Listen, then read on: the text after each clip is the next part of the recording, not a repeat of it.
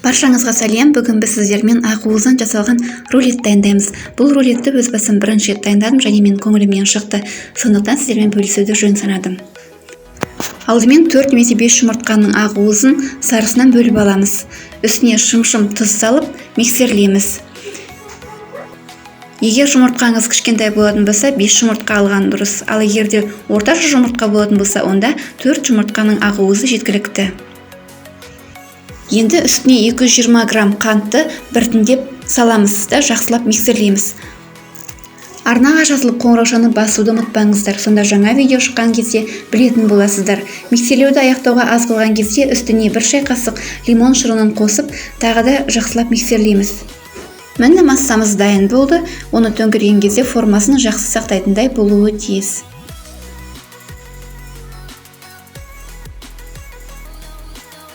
Табағымызға пергамент қағазын төсеп, ақуызды массамызды салып, біркелкі етіп жайып шығамыз.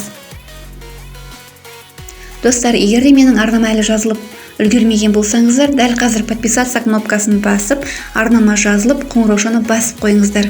Сонда жаңа видео шыққанда білетін боласыздар. Міне мен ақуызды массамызды біркелкі етіп жайып шықтым. Енді осыны 150 градус температурада қызып тұрған пешімізде 25-30 минутта пісіреміз. Рулетіміз дайын болды. Енді екінші пергамент қағазына төңкеріп, бетіндегі пергамент қағазын алып тастаймыз. Кремін дайындаймыз. Ол үшін 200 грамм кілегей, 100 грамм сүзбе, біраз қасық қант ұнтағын қосып, жақсылап миксерлейміз. Крем дайын болды. Суыған рулетімізге енді кремімізді жағып шығамыз. Мен орайтын жағына кремді қалың еттім де, аяғын жағына кремін аз салдым. Сонда ораған кезде ол крем шығып кетпейді. Қалауыңызша ішіне құлпынай немесе осылай шиені кесіп салсаңыздар болады. Мен де шие кішкене қышқылдым. Маған осылай тәттімен бірге кішкене қышқыл дәм болған ұнайды. Пергамент қағазының көмегімен рулетімізді ораймыз. Орау кезінде сынып кетуі мүмкін, бірақ бұл ештеңе етпейді. Артылған кремнің көмегімен осылай шиелерді үстіне қойып шығамыз.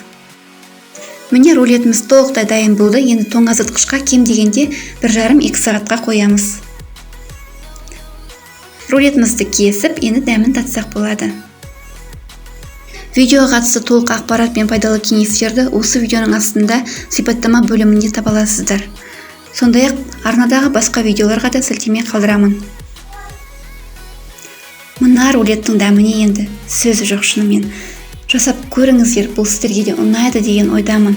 Өте нәзік, креммен өте үйлесімді, сондай-ақ қышқыл шиемен дәмі өте күшті болып тұр. Жасап көріңіздер, сіздерге ұнайды деген ойдамын. Келесі видеода жүздескенше.